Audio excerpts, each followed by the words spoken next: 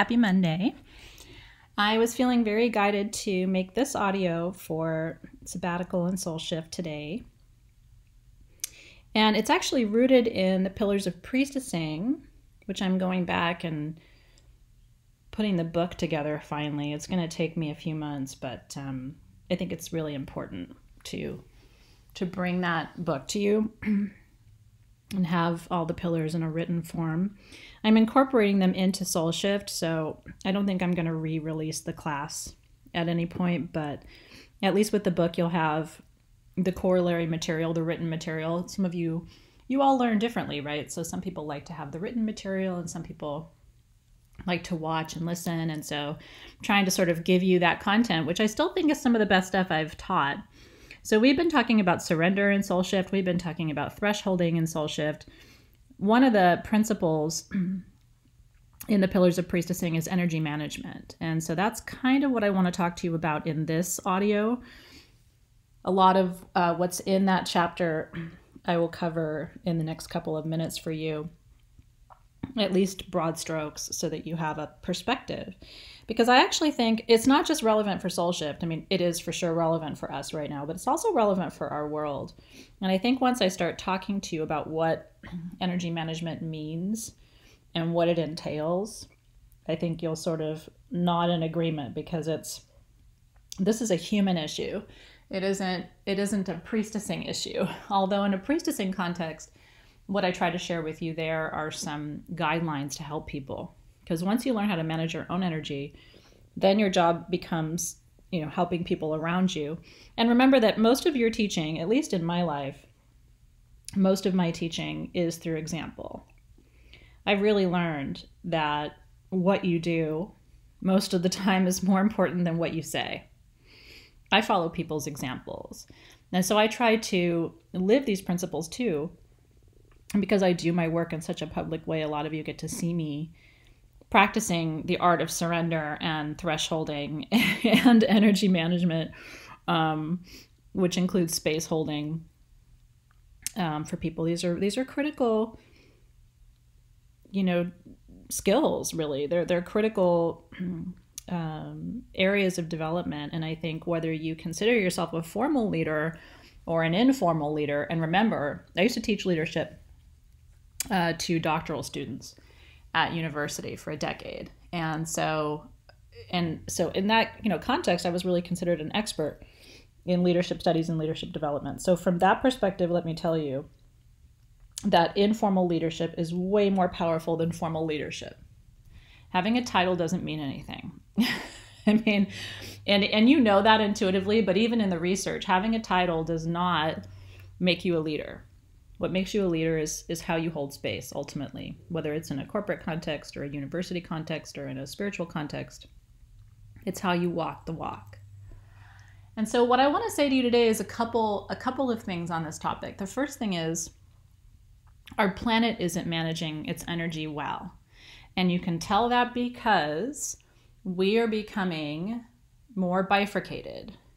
Instead of coming together in any kind of unity, or seeing how very similar we are to each other and learning to appreciate that, we're becoming more divided. Well, I did this, but you did that. Or, that person wants this, but I want that. Or I don't like that person because they're different. Or even in the US was sort of like the move toward nationalism. It's like it's the US and then the rest of the world. And so when I look around, I see this happening, this lack of energy management, which results in projection and division. I see it happening on a global level. I see it happening on organizational levels. I see it happening on interpersonal levels. You can take it to the macro level and look at the world, or you can take it to the micro level. When you start bickering with your spouse and your kids and, your partner, and it's like, that's a hint to you, right? When you look around and all you can see is what's wrong with yourself, with other people, with, the coffee that the barista made for you. And that's a real hint to you that you're not managing energy well. And it's not a critique, it's an invitation. It really is an invitation. Because the most important thing you can do, again, aligned to the pillars of priestessing, is soften and surrender. I will tell you, and I'm telling you this from a place of knowing just how hard it is to actually do this. It is 1,000 times easier to look around your life and see what's wrong. It's 1,000 times easier. My Venus is in Virgo, so I'm naturally inclined to find things wrong and not be able to appreciate beauty without noticing all the flaws and all the mistakes, right? But if you go through life like that, it's not pleasant. It's not pleasant for you. It's not pleasant for other people. And so what I want to invite you to think about today is how to manage energy in your life to bring greater joy, peace, and stability, and connection, and unity. And unity comes from choosing to see more of what's right and more of what we have in common. The crows outside are agreeing. Then what's wrong and what separates us. And it's a choice. Now, I'm not saying to put on blinders and go through your life and pretend like everything's okay. I'm saying start to pay attention to where you're paying attention. Why do we say pay attention? Those of you in Pillars of Priestessing are like, I've heard all this before, but a lot of people haven't heard it. And there's been a huge call for me to continue to integrate it. So bear with me if this is all old news to you. I am trying to take a new approach to it, but I am also trying to enrich your content. Pay attention. You are paying. I mean, there's a price. You have 24 hours in a day. You have about 30 days in a cycle. You have 12 months in a year, unless you are bending time in ways that I'm not gifted enough to do it. And you have maybe half a lifetime left. Some of you are in your 20s. Hopefully you have a lot longer than that. I'll speak for myself, right? I'm at least halfway through this thing, right? So, fuck, all right? I mean, at what point, and again, I'm not sitting on like some pedestal saying, oh, you need to do this. I have to do this shit too. I have to look around and say, I'm going to choose to pay attention, to pay that price in a good way. Meaning, I'm going to choose to notice more of what's great, more of what's working, more of what's beautiful. And take your partner, for example, right? Like I could choose to focus on the things about my partner. I've been with my husband for 20 years, right? Like there's just shit that annoys the hell out of me. Some of those things are not going to change. They're endemic to who he is as a human being. I could sit there and pull those things apart all day long, or I could look at literally the 1,000 other things about him that are so amazing. And so I choose to pay more attention to those things. I share with him like, hey, this other stuff that you do kind of drives me crazy, right? And he, in wanting to be a good partner, I think tries to meet me there and work on those things. It's not that people can't change, but if my happiness is contingent upon him changing all the things about himself that I don't like, either we would separate or I wouldn't be a very happy person. So managing my energy, here's why it matters, because you affect everybody else. And you may think, well, I don't affect that many people. I want to urge you to reconsider that, because you are part of the grand matrix. And so you affect me. You're in this group. You're affecting 1,000 other people. Even if you never comment, post, nothing, right? Because you're here. I mean, it depends on what you believe, I guess, right? If you believe that if you don't talk and you don't communicate and then you don't affect people. But that kind of goes against what we're learning, right? You have to, if you believe in energy, you have to believe that a lot of what you do in the world is energetic. So in turn, your appreciation, your decision to pay attention to what's working. I hesitate to say what's good because that's a judgment. I don't want to do good, bad, but what's working, right? What is productive? What's beautiful? What's funny? What's interesting? Like choosing to pay attention to those things is actually a good investment of your energy. And so I'd love for you to do an experiment this week. It's Monday, right? Like, let's play. I would love for you to do an experiment this week in paying attention to what's working. There was a post in Soulship this morning talking about discussion in class and whether there's too much discussion. Some people feel like it's a distraction and they just want focus on the content. So I'm working on striking a good balance there. And I mention that only because, it's sort of like paying attention is a thing right now. People are talking about paying attention, thinking about paying attention. Are they able to pay attention? Am I paying enough attention? Am I behind? Do I need to catch up? And it's sort of like softening into that, surrendering into that is one part of managing the energy, right? Figuring out what you need is really important, and also figuring out how to work with things as they are is important. And then the softening and the surrendering piece is allowing what is. Allowing what is. And there's a boundary setting piece around this too with regard to managing your energy. Like, how much of other people's perspectives are you going to allow in to influence yours? That's a huge question. When I was coaching organizations, like, that was always the issue. Sometimes there's not enough listening, and sometimes there's too much listening where you can't hear your own voice anymore.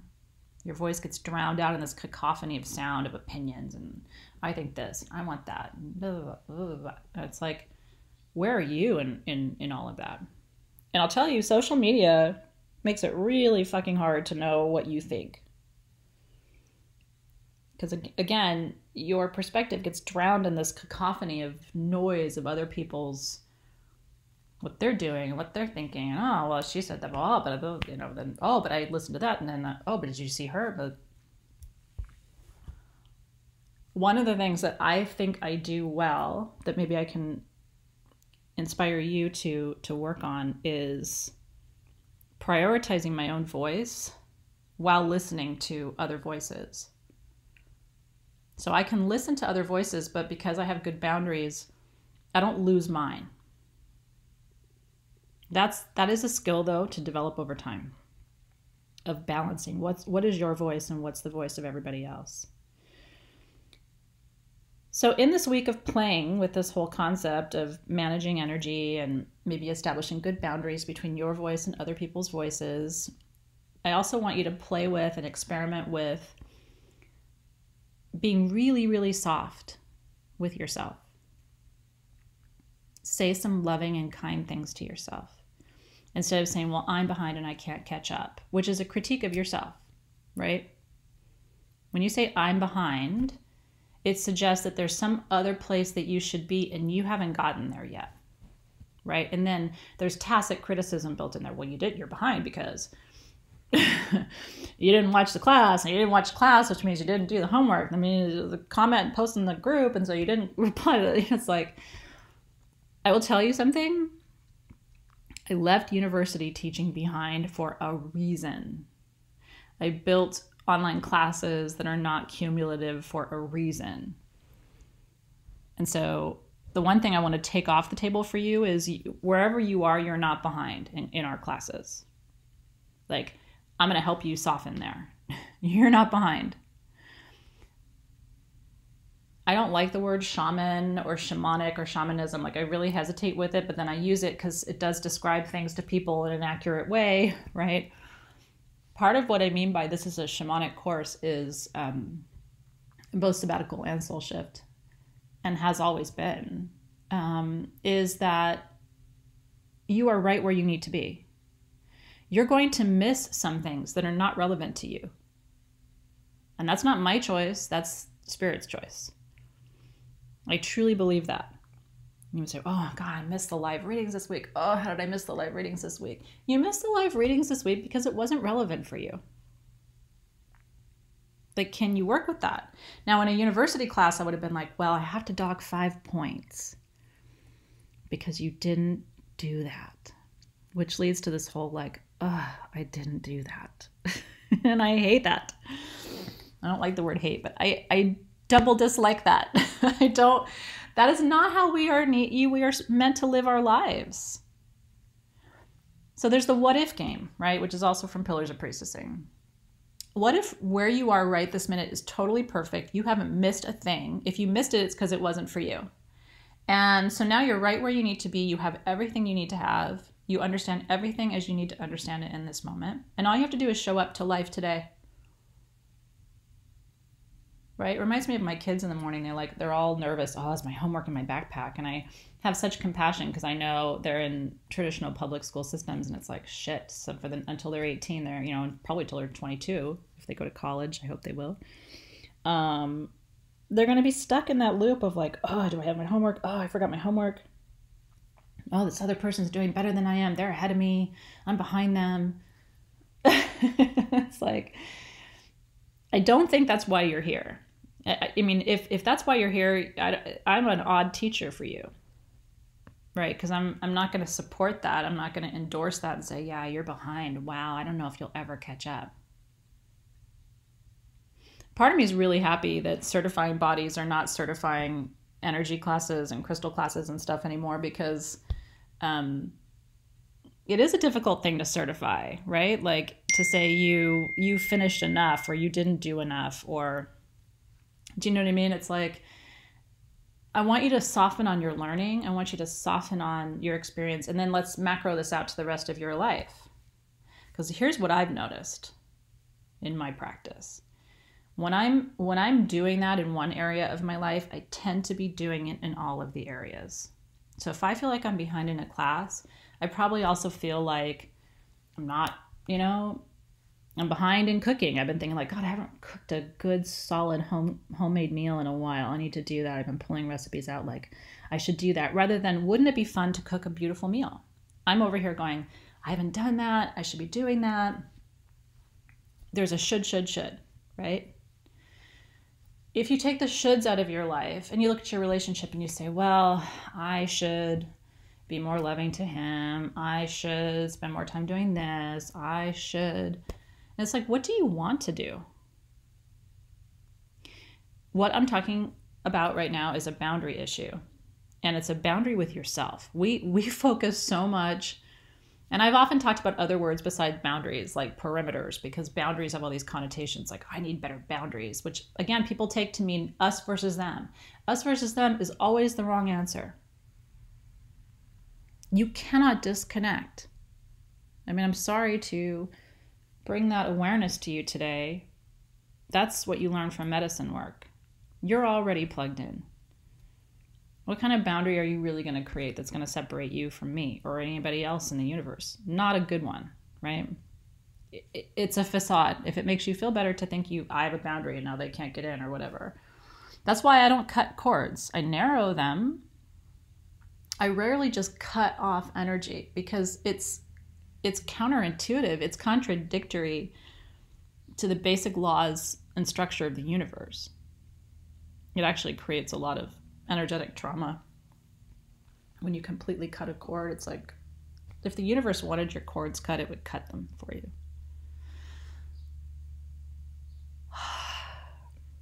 That felt like a good place to take a breath. So I'm talking about boundaries with you. I'm talking about you helping you here. And sometimes you have to coach yourself and say, I'm shoulding a lot. I'm shoulding all over myself. Should do this, should catch up, should watch that, should spend time, should cook a meal. I mean, I'm projecting my own onto you, but whatever. Maybe you do. Maybe you have the same conversation going in your mind. I turned on Food Network and I just felt so bad about myself. I was like, shit. I'm not Trisha Yearwood, right? Like that's not my job. So, and I'm busy with you guys and other things. Like, I don't should on myself. And I would really like to see you not shoulding on yourself. If you're supposed to have it, it will come. If you're supposed to understand it, you will. If you're supposed to see it, you will. If you're supposed to do it, you will. Ask yourself, instead of what should I be doing, ask yourself, what is inspiring me right now? If you give yourself this week, and that's what I want you to do, if you give yourself this week a blank slate, everything up to this point has been exactly as it should be. You are right where you need to be. And now let's move forward in a good way, right? Toward inspiration. And I bet you will approach your life a little bit differently. Because that's freedom. And all human beings respond to freedom. All beings respond to freedom. It's the one gift, I think, that Spirit has really given us, is that free will, that free choice, the ability to say yes to this and no to that. And again, like, I hate to bring it back to time and space, but you are bound in this lifetime, so you do have to make choices. And so what I do, and what I've taught in Pillars of Priestessing, really fundamentally, is being good with where you are. Which, by the way, makes you more fun to be with. Makes you happier. I think it keeps you younger. Of course, you can change and adapt and move around. But if you can really fundamentally say, okay, I'm going to stop looking back in the rearview mirror with all kinds of criticisms for myself and what I did or didn't do or shoulda, coulda, woulda. You're right where you need to be. You understand exactly what needs to be understood in this moment. And you have the right to declare that and to live through that reality.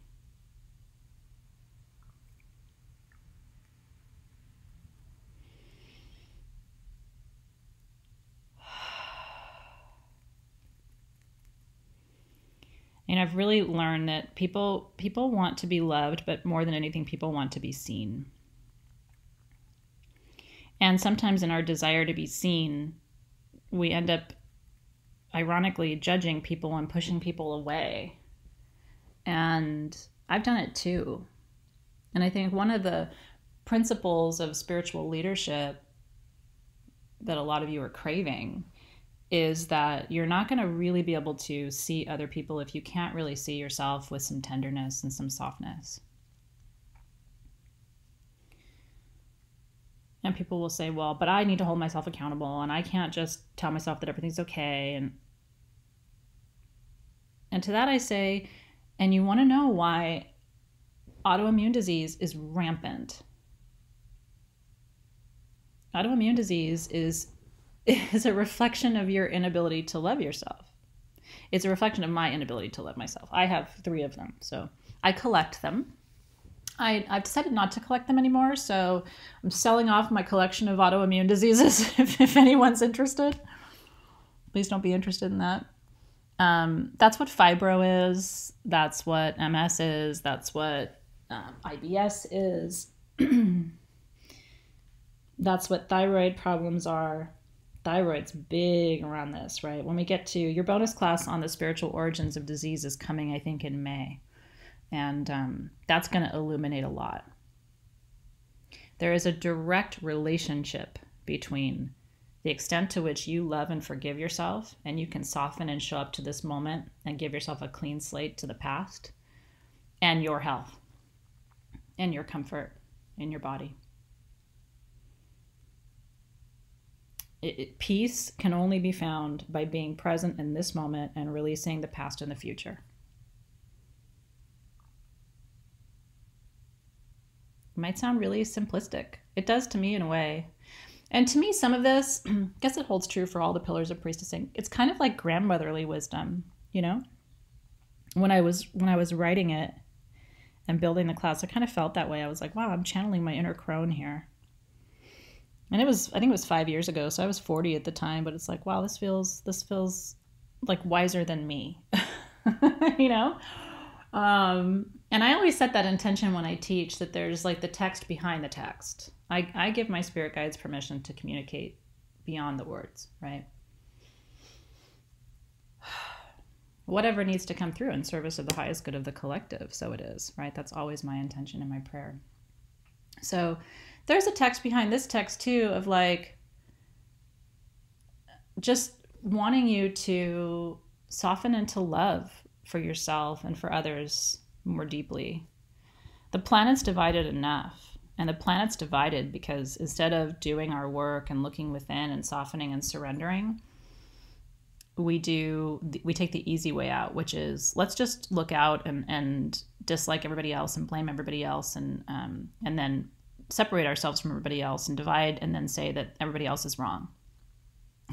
That's a lot easier than self-love and reflection and integration and allowance and surrender.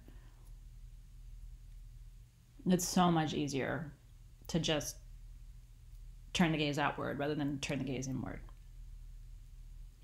So what if everything is perfect as it is right now in your life? So it's actually a really big question. And you could look and say, well, but I wish this, or I would like that. And here's the big message of this audio. Okay, this is the core of it.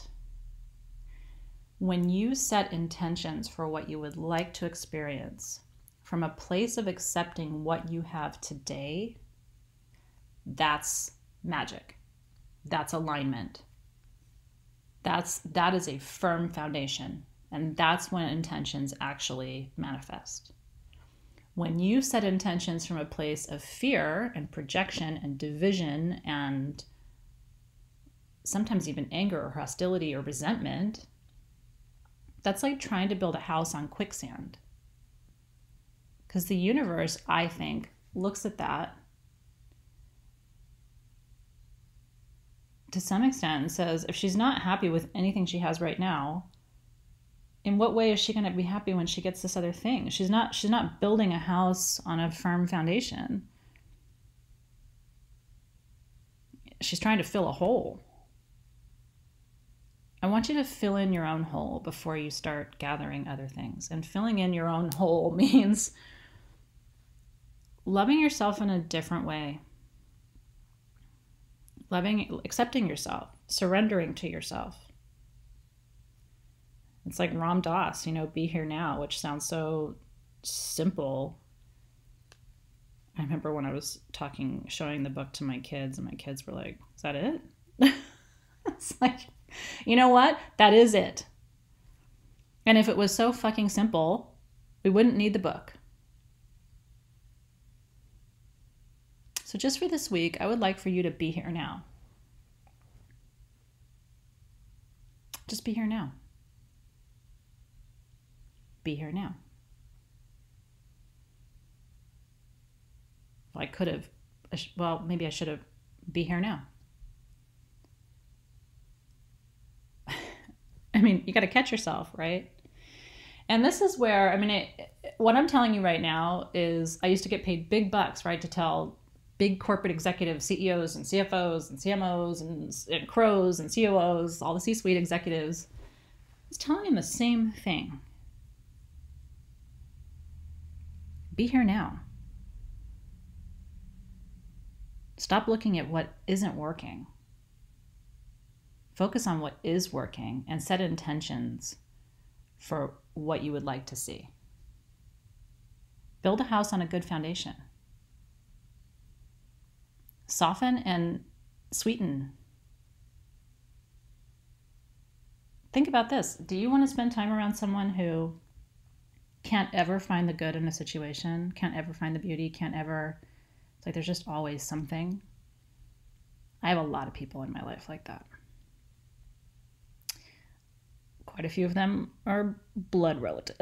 Okay, so, and it's like, that's what makes those family occasions so awkward. It's like, I'm gonna have to listen to like all the things again about, and then that leaves me going, well, I don't know, maybe I'm not, because other people's inability to accept where they are and surrender makes it very difficult for you to do that. Because then you look and say, well, maybe I shouldn't be surrendering either. Yeah, maybe I should. Whereas if you show up, I always say, like, be the thermostat, not the thermometer, right? Like, set the temperature. Don't let yourself be set by the temperature, right? So it's like, if you become the thermostat and you walk into the room and you're present, you're not resisting. Resistance creates trauma. And then you set yourself up for a whole next decade of healing work. And I used to have executives say, well, if I give everybody a pass, this company is going to blah, blah, blah. Really? How's it working not giving everybody a pass? Right? Like, and I'm not saying let everybody just do whatever they want and you just look the other way, but I am saying, like, check the glasses you have on. If you look at everything through a lens of lack and deficiency and you're not getting and this isn't, there's no way to really find peace from there. And it is as simple as be here now, meaning check your glasses. I could look at everything my kids do and find fault with it. I could look at everything my partner does and find fault with it. I could. I'm not going to. That's not how I choose to live my life. I choose to notice what's working and then attract more of that. And that's, to some extent, another pillar of priestessing called neutrality. When you're neutral, in other words, you're not wearing these glasses that make everything look dark and ugly. Your glasses are just clear, so you see, and you allow and surrender and soften and manage your energy, particularly your energy with yourself, because your conversations with yourself are the hardest ones sometimes, right? If you need to, put Post-its on your mirror until this becomes intuitive for you, right? Like, be here now, soften and surrender, focus on what's working,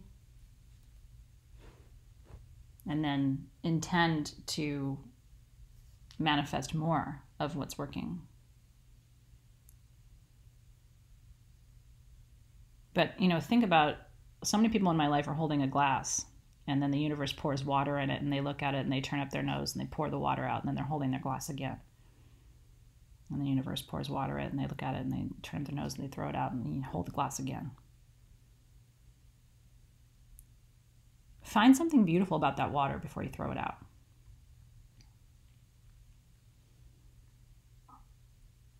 And one of the main themes of my last medicine journey was one sentence: there's always another way. And I hope I model that for you guys. I'm constantly trying to adapt. Like, okay, this doesn't work. Great, let's try another way. I really try not to say no to something. I really try not to throw that water out. I look at the water and I go, okay, well, maybe I can't drink it, but can I put flowers in it? Can I turn that glass into a vase? I don't know if this is resonating with you or not, but here's what I know for sure. Having lived a good chunk of time, more than some of you, less than others, I'm like the median age in the group. So I feel like I can speak to both of you, both ends of the age spectrum. The other way doesn't really work. Focusing on what doesn't work, how far does that get you? It just doesn't really work. So I'm interested in more of what works. Is it perfect? No, but nothing's perfect. If you're waiting for perfection, you're going to be waiting a long time and you're going to be waiting alone.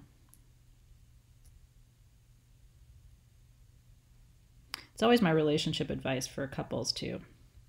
I don't do as much relationship counseling as I used to when I was doing readings. I feel like all my readings were about relationships, so I developed a lot of expertise, I guess. And what I used to tell people is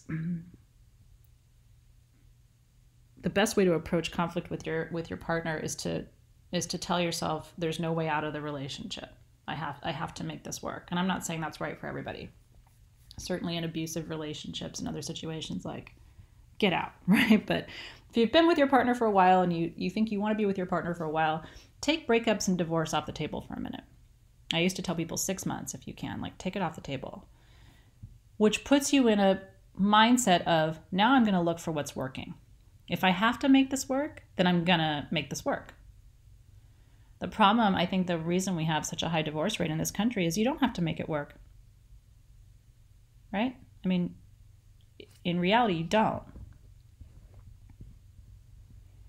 But it's this thing of like, there's always a better partner out there. There's always a better opportunity out there. There's always a better this, always better that. You could look better. You could feel better. And it's like, again, be here now. All of your choices, all of your actions, all of your experiences have led you to this moment. And I think you found me, you know, because at least I hope that I have modeled for you what it looks like to live authentically and find happiness where you are. Doesn't mean it's going to be perfect. Doesn't mean it's beautiful all the time. But there's a lot of beauty. There's so much, right?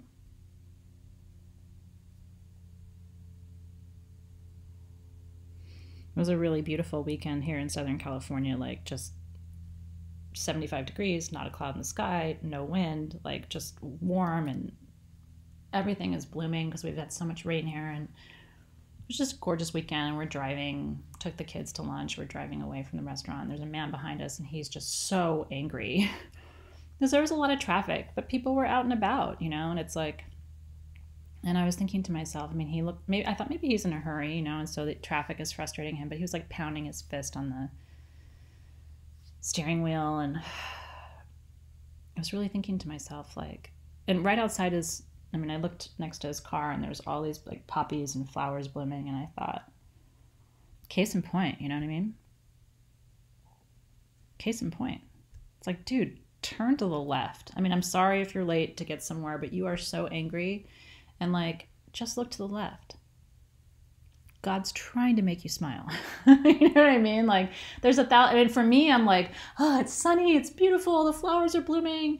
I just had a nice meal with my family, and, you know, I'm not in too much physical discomfort. Like, I could find all these reasons to smile. And I'm not saying I'm better than him, but I'm at all.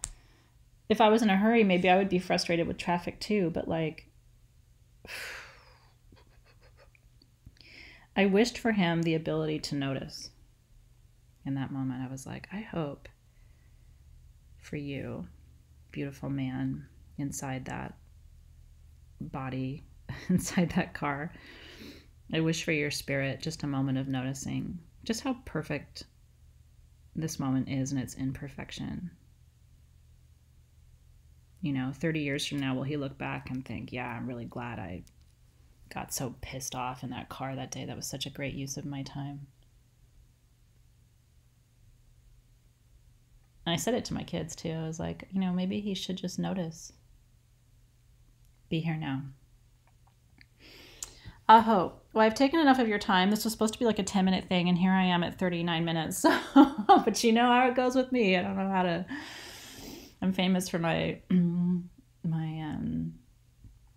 riffing, you know, but felt very guided today. So if you've listened all the way to here, just know I'm grateful for you, and I hope this was a good use of your time. I'll see you soon. Be here now. It's your homework for the week.